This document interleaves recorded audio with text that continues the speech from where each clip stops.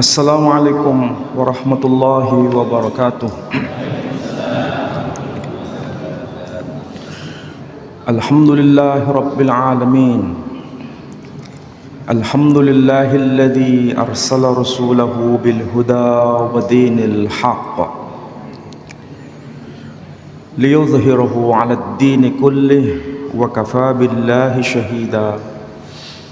Ashhadu an la ilaha illallah wahdahu la syarika lah wa ashhadu anna Muhammadan abduhu wa rasuluh la nabiyya ba'da. Qala Allah ta'ala fil Qur'anil aziz, a'udzu billahi minasy syaithanir rajim. Bismillahirrahmanirrahim. إذ قالت امرأة عمران ربي إني نذرت لك ما في بطني محررا إني نذرت لك ما في بطني محررا فتقبل مني إنك أنت السميع العليم. صدق الله العظيم. Bapak Ibu, saudara-saudara sekalian, alhamdulillah pada waktu ba'da salat maghrib ini kita bisa ta'lim, mentadabbur ayat-ayat Allah. Mudah-mudahan kita semua mendapat maghfirah dan rahmah dari Allah Subhanahu wa taala. Mohon maaf suara saya kurang fit, tidak seperti biasa. Ini malah lagi musimnya kayaknya. Saya ketularan juga. Bapak Ibu sekalian yang bawa Al-Quran silakan dibuka surah Ali Imran, surah ketiga, ayat yang ke-35. Kalau ayat itu diterjemahkan secara harfiah, Bismillahirrahmanirrahim. Il qalat imra'atu Imran, ingatlah tatkala telah berkata istri Imran, Rabbi, wahai ya Rabb, inni nadartu, sesungguhnya aku telah bernazar, laka, kepada engkau, semata-mata hanya untuk engkau, ma fi batni, apa yang ada pada rahimku, muharrara, sebagai pelayan suci. Maksudnya pelayan suci di Bait Hamikdash, atau kita menyebut Baitul Maqdis. Fataqabbal minni, maka terimalah nadarku. Innaka, sesungguhnya engkau, antas sami'ul alim, engkau Tuhan yang maha mendengar lagi maha mengetahui. Ayat ini kalau saya ingin jelaskan secara global, ada dua informasi penting.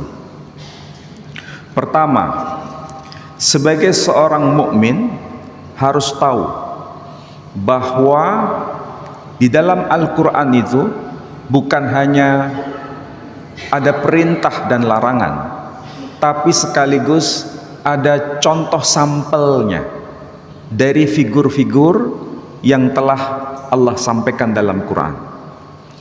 Ibaratnya, kalau bahasa awam, ada teori, ada praktek. Ada praktek, ada teori.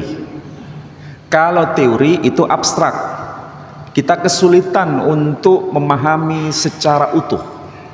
Maka Allah berikan konkretnya melalui tokoh-tokoh tertentu yang termaktub di dalam Quran. Kita lihat misalnya dalam surah At-Taubah, surah yang ketiga, surah yang ke-9, ayat yang ke-119. Tolong dilihat surah ke-9 At-Taubah ayat 119. Ayatnya berbunyi begini. Ya ayyuhalladzina amanu, wahai orang-orang yang beriman, ittaqullaha, bertakwalah kalian kepada Allah, wa kunu ma'as shadiqin, dan bergabunglah kalian bersama orang-orang yang bertindak benar. Ini kalau kita pahami agak sulit. Apa maksud dari ayat ini? Kalau tanpa adanya sampel, apa bentuk konkret dari tindakan yang benar? Dan kita memang diperintahkan untuk bergabung bersama orang-orang yang bertindak benar. Nah, supaya kita ini paham semua, Allah memberikan contoh figur-figur tertentu. Salah satunya ayat yang kita baca di dalam surah Ali Imran ayat 35 ini. Itu salah satu contoh nyata figur yang telah melakukan tindakan yang benar. Apa itu tindakan yang benar? Perhatikan di ayat ini. Tokoh perempuan yang namanya tidak disebut, hanya diistilahkan imra'at, artinya istri. Imran, istrinya Imran. Namanya nggak disebut. Namanya sekali lagi tidak disebut. Dan dia melakukan tindakan yang benar. Inni nadartu laka ma fi batni muharrara. Sesungguhnya aku telah bernadar semata-mata hanya untuk engkau, ma fi batni, apa yang ada pada buah rahimku, sebagai muharrara, pelayan suci di Baitul Maqdis. Ini contoh konkret tindakan benar. Dalam bahasa lain, dia telah melakukan bentuk yang disebut investasi akhirat, bukan sekedar investasi dunia. Perhatikan contoh ekstrim yang Allah sampaikan di sini. Ma fi batni, itu berkaitan dengan properti. Saya ingin tanya, properti yang paling berharga dalam hidup kita ini, tolong dipilih mana yang paling berharga. Mobil, villa, rumah, atau emas, perak, atau anak yang kita punya? Jawaban kita pasti serempak sama. Berarti Allah memberikan contoh yang paling konkret. Ma fi batni, apa yang ada pada buah rahimku. Ini properti yang paling top markotop dalam hidup manusia, dipersembahkan untuk Allah. Apalagi properti biasa, properti yang paling berharga diserahkan hanya untuk Allah. Ini merupakan wujud konkret tindakan yang benar. Dan hal seperti ini juga dilakukan oleh tokoh lain. Salah satunya karena motifnya benar, bukan investasi dunia, tapi investasi akhirat. Yang contoh kedua adalah Abul Anbiya. Lihat dalam surah As-Saffat, surah 37, ayat yang ke-100. Dia berkata apa? Rabbi habli minas sholihin. Wahai ya Rabb, anugerahkan kepadaku keturunan yang saleh. Ini tindakan yang benar. Dia tidak minta, wahai ya Rabb, anugerahkan kepadaku keturunan. Kalau sekedar minta keturunan, ini investasi dunia. Tapi kalau minta keturunan yang saleh, itu investasi akhirat. Jadi kalau begitu, bedanya investasi dunia dan investasi akhirat, bedanya jauh atau bedanya tipis? Oh, bedanya tipis, 11-12, ya kan? Investasi dunia dengan investasi akhirat itu bedanya tipis. Kok bisa begitu? Saya kasih contoh. Parkir sepeda motor tuh, parkir mobil. Kalau parkir keluar uang, sedekah keluar uang. Kalau parkir kendaraan dijaga, insya Allah aman. Kalau niat sedekah, kendaraan dijaga, insya Allah aman. Kalau niatnya parkir, kita dapat karcisnya. Tapi kalau kita niatnya sedekah, kita dapat pahala akhirat. Pertanyaannya, sampean mau pilih niat parkir atau niat sedekah? Hah? Kenapa selama ini kita niatnya hanya parkir? Padahal kalau diniatkan sedekah ada nilai tambah, pahala akhirat dan berbuat baik kepada orang itu, karena dari uang yang kita berikan dia dapat rezekinya dari Allah. Jadi investasi dunia dan investasi akhirat itu sebetulnya tipis. Apapun tindakan kita yang kita lakukan, kalau diniatkan investasi akhirat itu mulia. Dengan bahasa lain saya kasih contoh, bedanya antara rumput dengan jagung. Kalau kita menanam jagung, rumput tumbuh. Tapi kalau kita menanam rumput, jagung tidak akan tumbuh. Kalau orientasi hidup kita investasi akhirat, maka dunia ngikut. Tapi kalau yang sekedar investasi dunia, akhirat tidak akan ngikut. Jadi semua motif kita, tindakan kita harus benar, investasi akhirat. Ini yang diajarkan dalam contoh figur istri Imran ini. Pertanyaannya, siapa sebetulnya istri Imran itu? Dalam Quran nggak disebut, dalam kitab tafsir disebut, namanya Sayyidah Hanna. Non Muslim menyebutnya Santa Ana. Sayyidah Hanna melahirkan tokoh perempuan yang bernama Sayyidah Maryam. Non Muslim menyebutnya Santa Maria. Ya. Kalau di Surabaya ada gereja namanya Gereja Santa Perawan Maria. Pernah tahu ya? Gereja Santa Perawan Maria. Kalau di Maroko itu ada kubah seperti ini, kubahnya kayak di Hagia Sophia, besar begini. Kemudian di depan itu tulisannya Arab. Kemudian di atasnya itu ada tanda. Kemudian tertulis Kanisah Sayyidah Maryam Al-Adra. Kira-kira kalau waktu sudah manjing duhur, sampean masuk ke situ atau enggak? Masuk ke situ. Tulisannya Kanisah Sayyidah Maryam Al-Adra. Ya boleh Ustaz, itu kan ada nama Maryam Al-Adra, Sayyidah Maryam Al-Adra. Berarti kita bisa sholat di situ? Nggak bisa. Itu bukan masjid, itu gereja. Karena tertulis Kanisah. Kanisah itu gereja. Sayyidah Maryam ya Santa Maria. Al-Adra sang perawan. Hanya disebutnya dalam bahasa Arab. Makanya kalau lihat sesuatu itu jangan lihat casingnya. Kalau dilihat casing podo Arabe dikira Islam, padahal bukan. Hati-hati melihat aktivitas itu, jangan lihat casing, tapi lihat isi.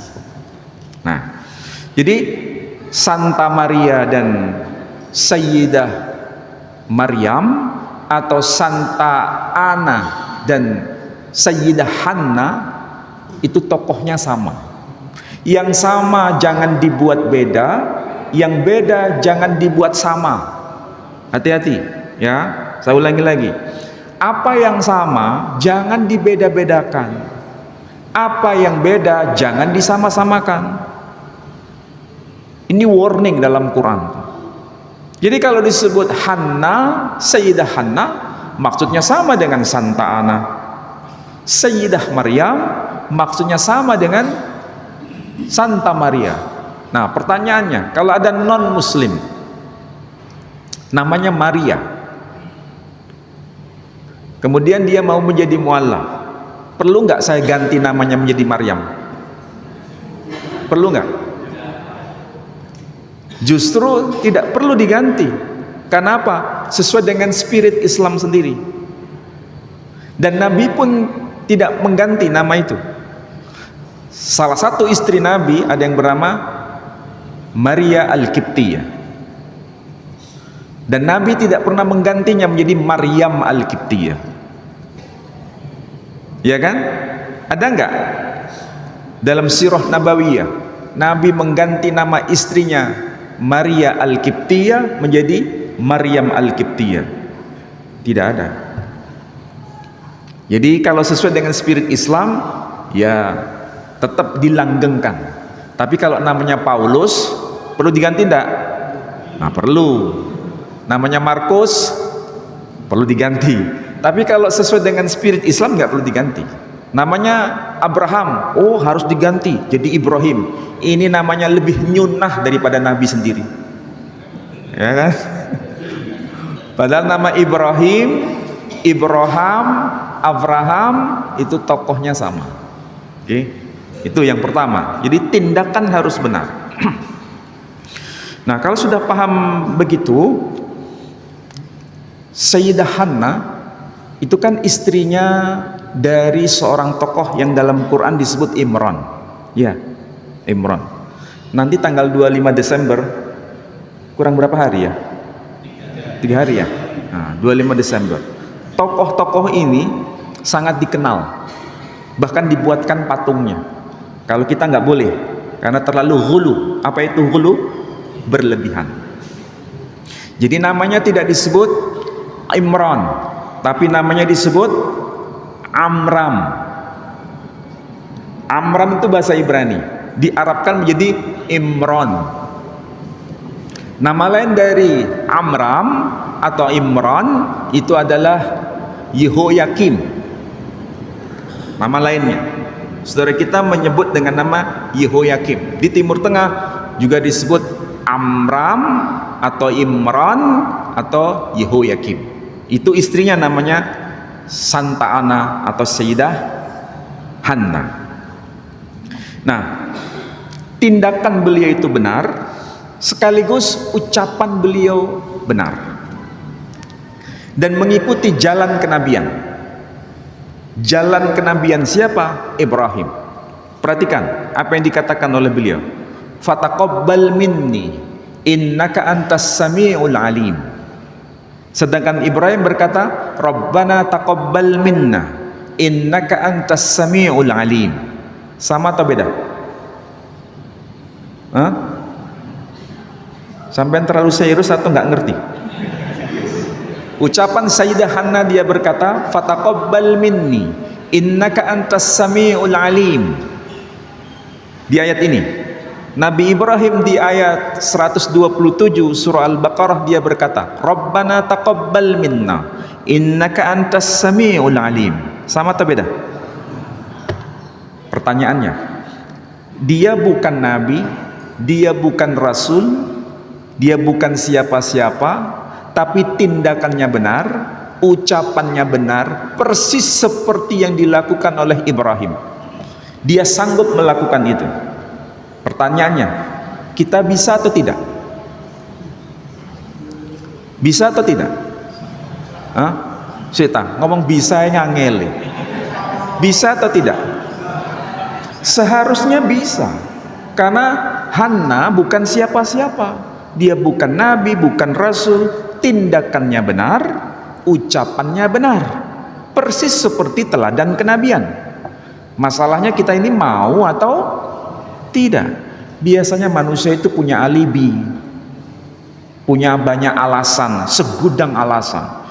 Dengan bahasa sederhana begini, Ustadz, nggak mungkin kita ini bisa mencontoh itu nabi-nabi besar. Mereka itu orang terpilih, yang dipilih Tuhan, dipilih Allah. Nggak mungkin kita itu bisa meniru semua.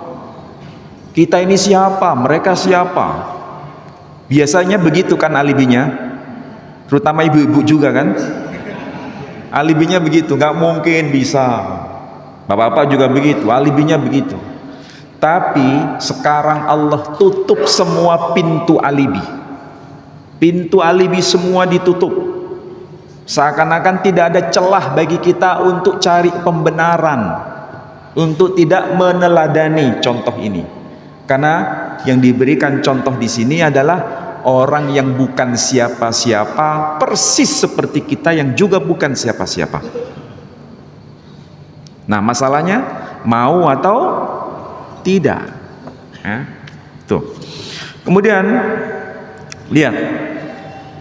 Falamma wada'atha, maka tatkala bayi itu telah lahir, qalat, telah berkata istri Imran tadi, Sayyidah Hannah, Rabbi inni wada'tuha untha, wahai ya Rabb, sesungguhnya aku telah melahirkan bayi perempuan.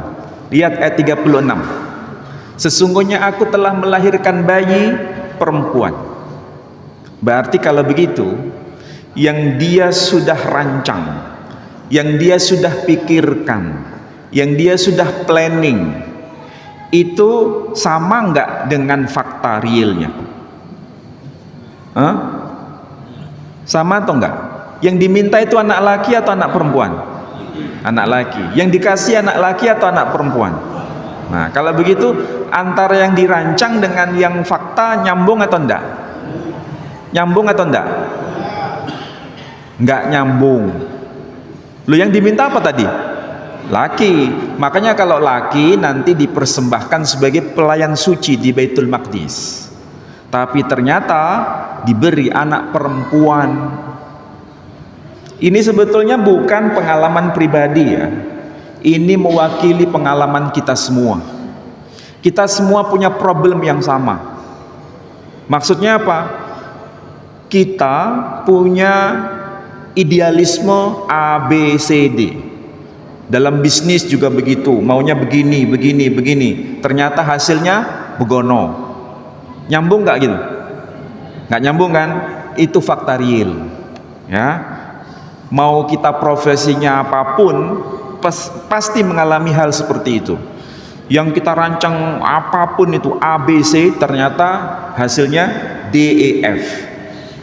Jangan suudzon kepada Allah kalau tidak nyambung, ya. Tapi katakan seperti yang dikatakan oleh Sayyidah Hannah, wallahu a'lam, Allah yang lebih tahu mengenai fakta ini.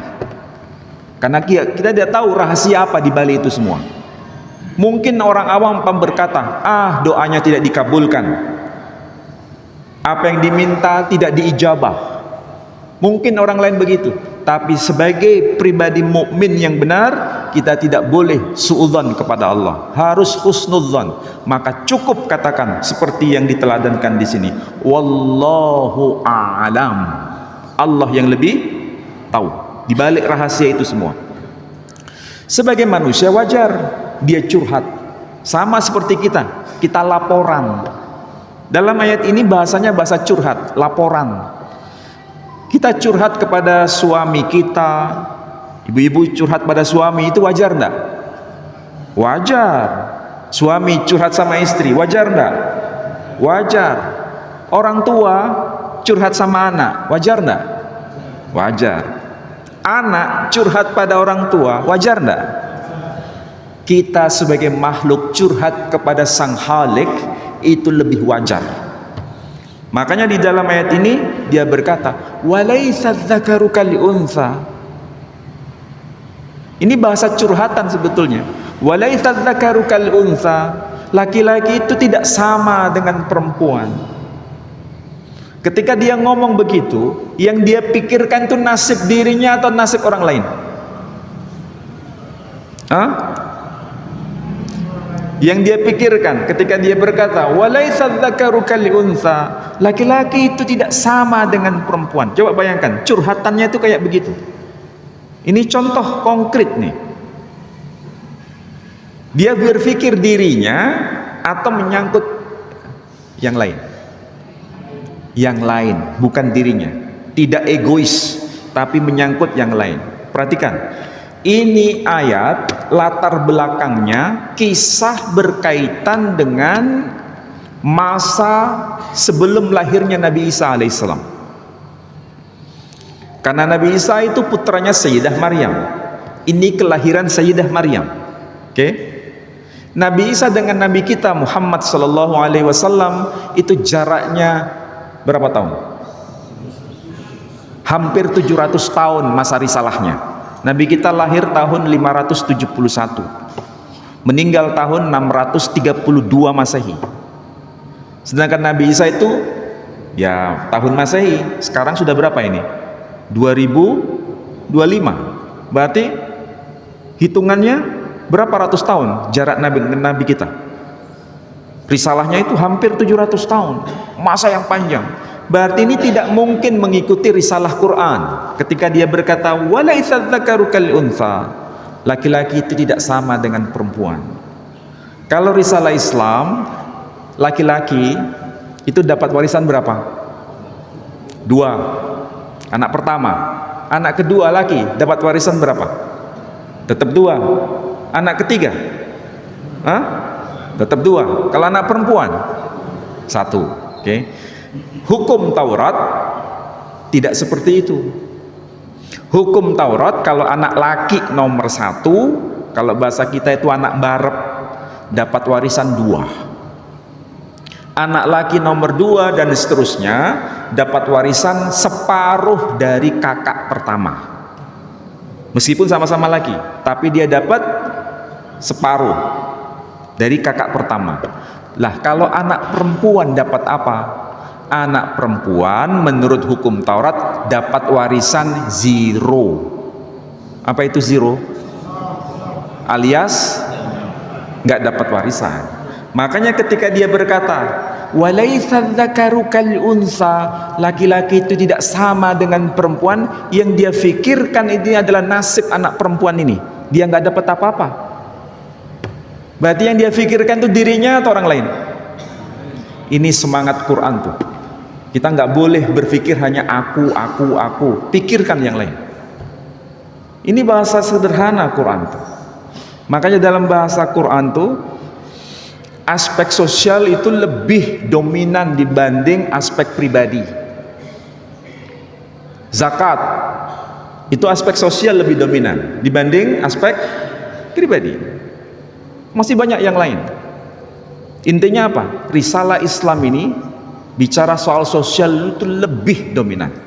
Bicara orang lain, berbaik hati pada orang lain, berkhidmat kepada orang lain, itu lebih penting.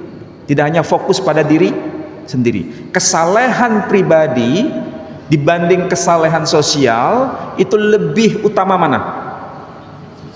Sosial.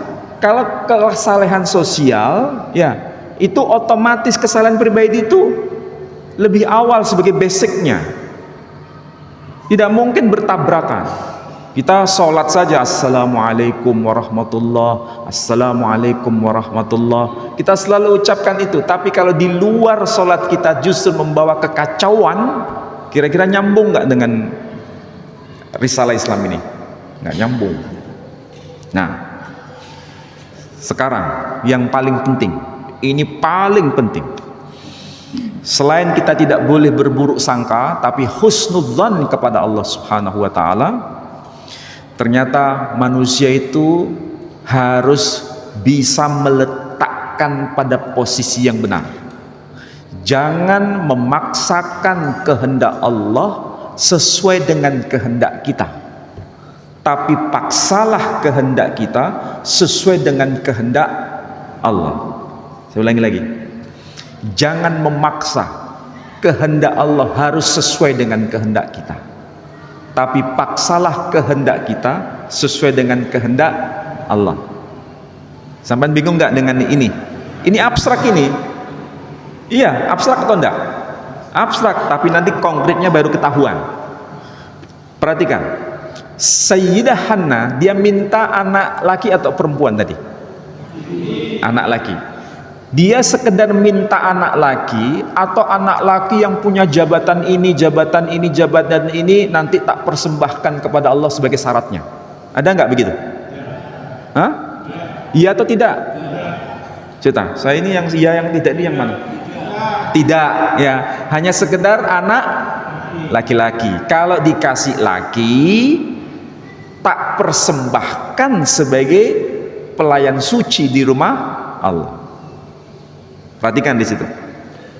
Karena dia husnudzon kepada Allah, motivasinya investasi akhirat, dan dia bersabar atas ketetapan Allah, sehingga dia berkata wallahu a'lam, maka hasilnya itu dahsyat.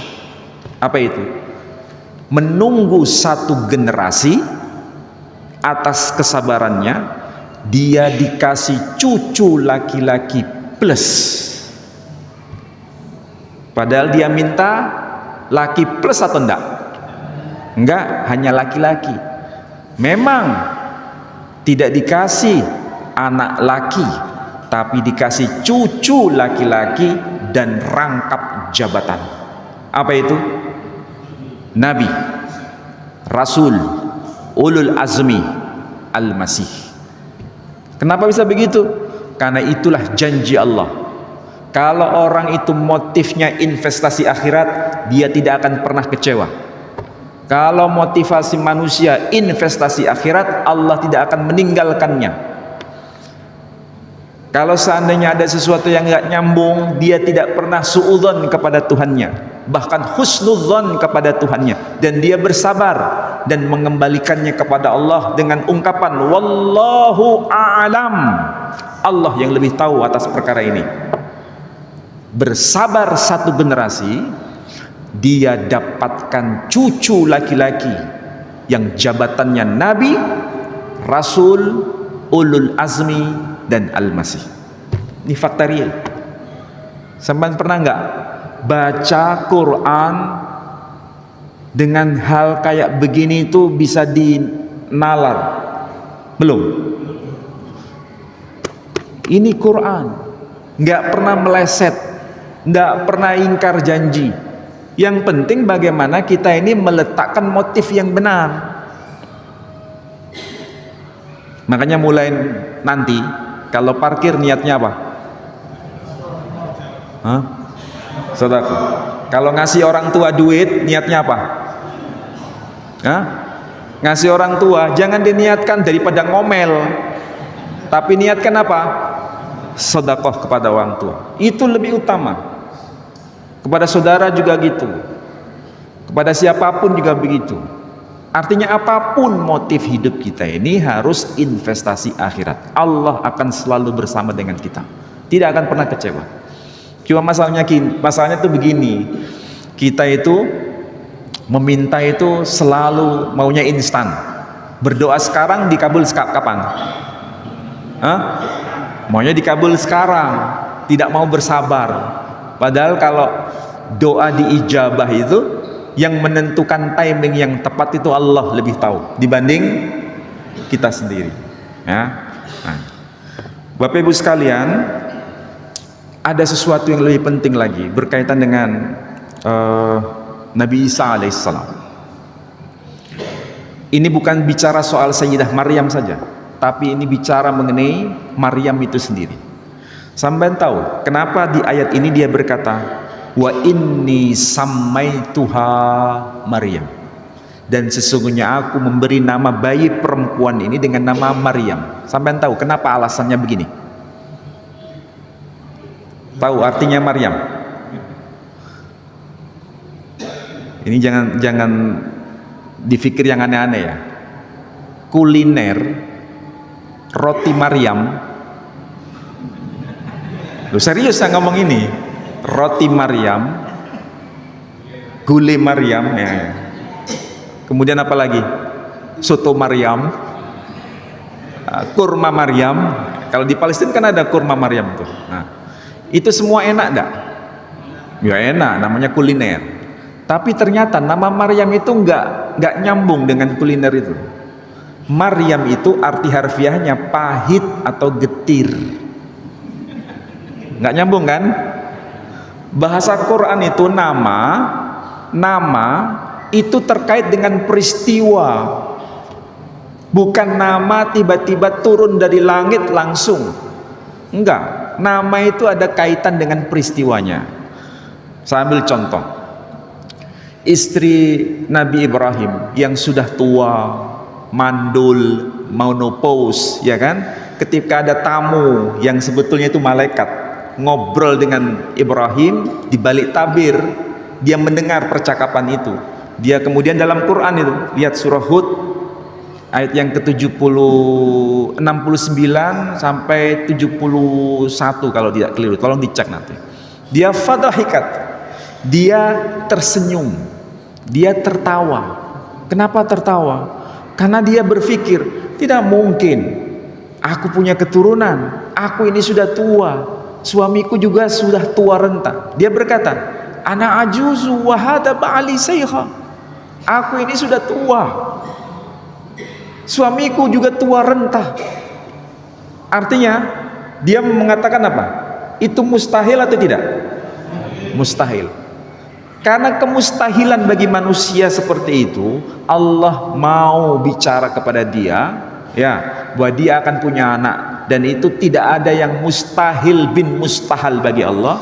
Maka nanti anak itu lahir dikasih nama Ishak. Apa arti Ishak? Ishak arti harfiahnya dia yang tertawa. Sampean tidak pernah mendapatkan pengajian seperti ini, betul enggak? Paling banter, ya namanya Ishak. Ketika ditanya kenapa nama Ishak, tidak tahu. Itu pokoknya firman Allah, selesai. Padahal semua rahasia dalam Quran terbuka, tersingkap semua. Kenapa namanya Ishak? Karena dikaitkan dengan peristiwa. Dia tidak bisa menerima, bagaimana mungkin aku ini sudah tua bisa punya anak. Maka diabadikan dalam bentuk nama. Allah perintahkan diabadikan dalam bentuk nama, untuk menjadi tanda yang tidak mungkin menjadi mungkin bagi Allah. Ibrahim juga begitu, ketika dia munajat, apa itu? Rabbi habli minas salihin. Wahai ya Rabb, anugerahkan kepadaku keturunan yang saleh. Doa itu dijawab atau tidak? Dijawab. Fabasyarnahu bighulamin halim. Maka kami berikan kepada Ibrahim putra yang halim. Doanya dijawab. Setelah itu diabadikan dalam bentuk nama. Namanya siapa? Ismail. Apa arti Ismail? Dari kata sami'a dan il. Il itu Tuhan. Sami'a telah mendengar. Berarti Tuhan telah mendengar. Mendengar apa? Doa yang diminta sekian puluh tahun diijabah. Jadi nama itu ada peristiwanya.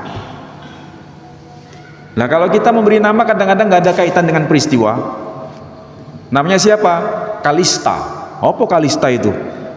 Mbo. Pokoknya kasih nama, ngetren pokoknya, gitu kan? Nah perhatikan, nama Maryam juga begitu. Kenapa nama Maryam pahit atau getir? Berkaitan dengan peristiwa ini. Yang diminta laki ternyata dikasih perempuan. Dan dia pikirkan anak ini kasihan, anak ini mengalami kegetiran. Dan ini berkaitan dengan hidupnya, seluruh hidupnya, semenjak dia dilahirkan sampai dia melahirkan, hidupnya getir, pahit, tidak ada pernah sukacita. Dan getir pahitnya beliau yang paling puncak itu adalah dia dituduh sebagai apa? Pezina.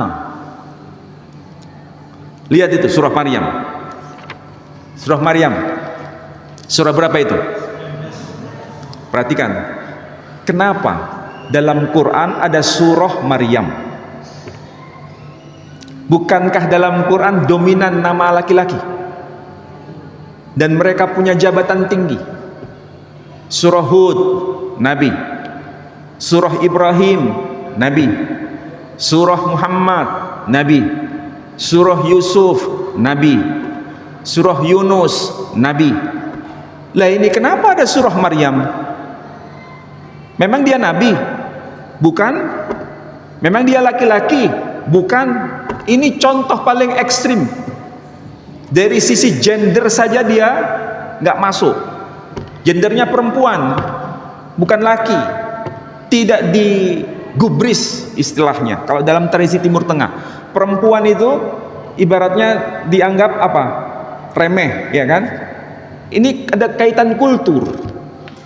Tapi di sini Allah mau meletakkan posisinya apa?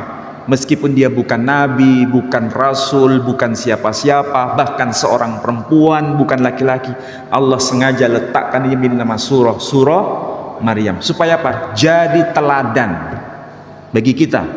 Kalau kita mengalami hal yang tidak menyenangkan, ya kesedihan, kepahitan. Ini ada tokoh yang lebih ekstrim, mulai lahir, dilahirkan sampai melahirkan, hidupnya itu getir pahit, dan kisahnya detail termaktub dalam surah ini.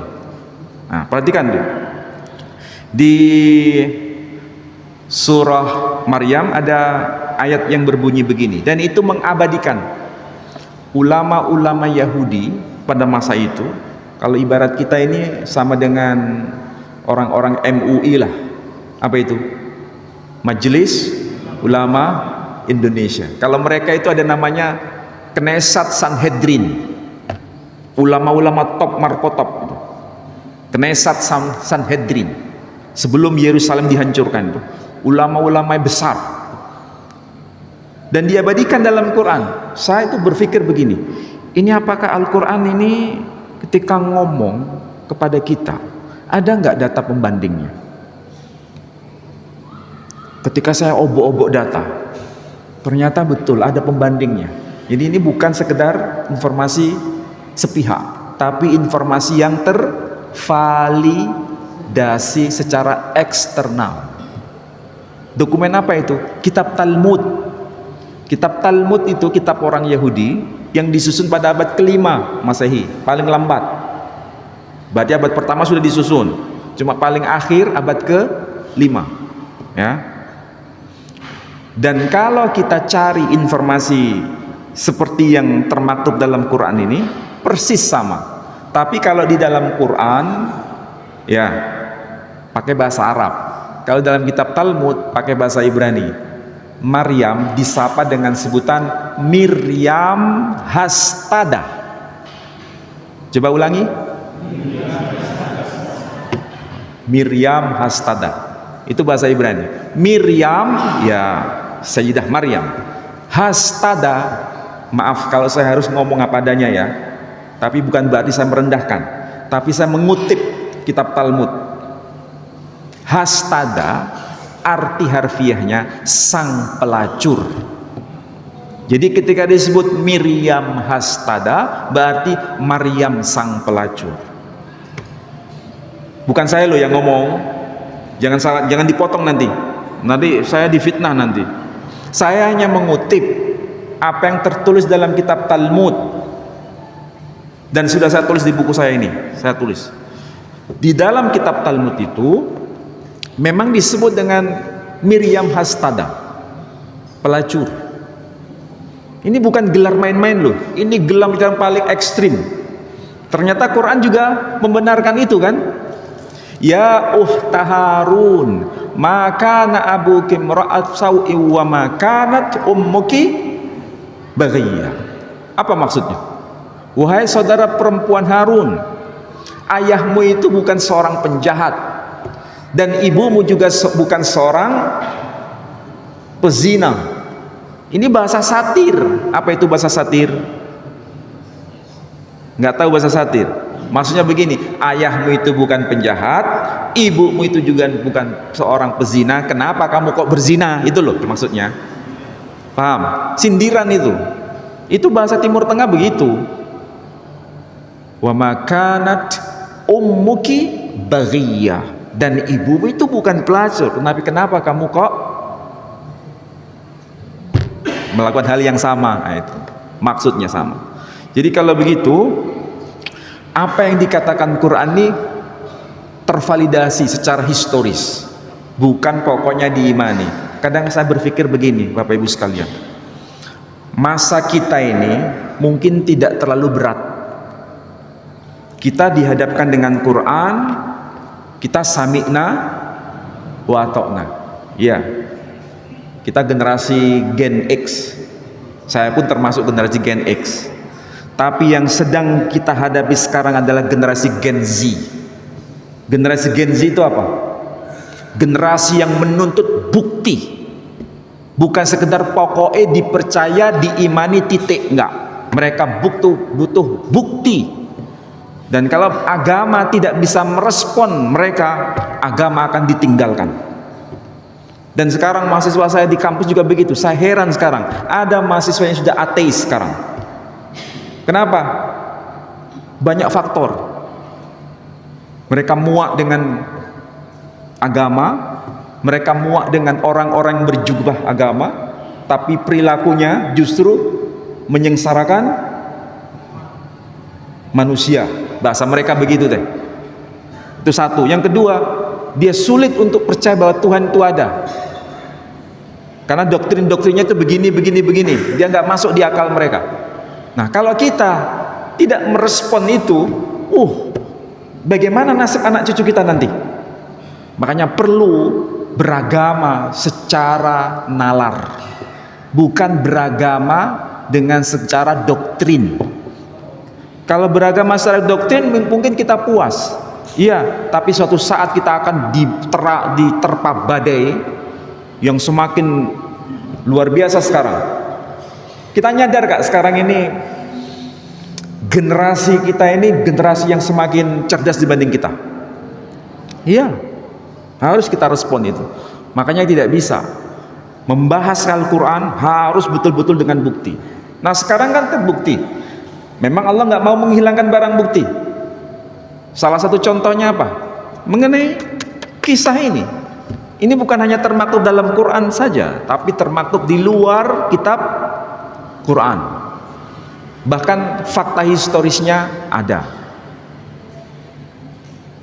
Termasuk kisah Nabi Nuh.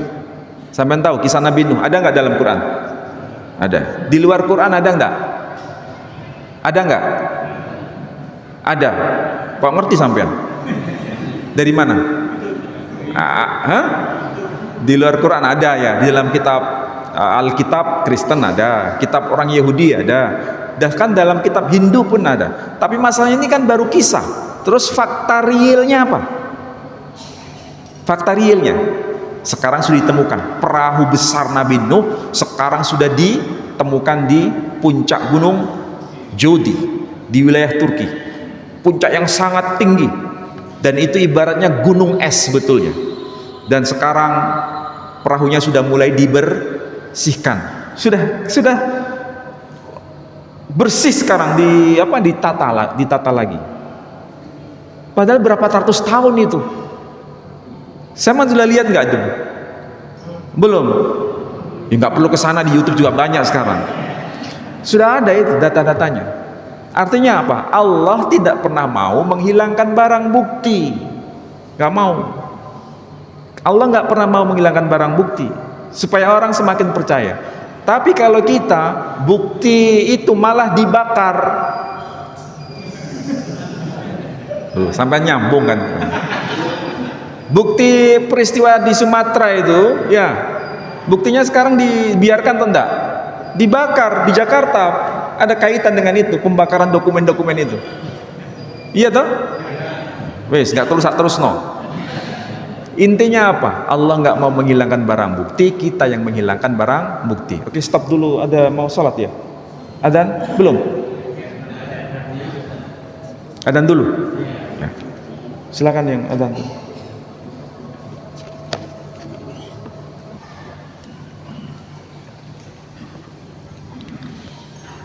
Baik, saya lanjutkan sebentar. Ayat Al-Quran itu,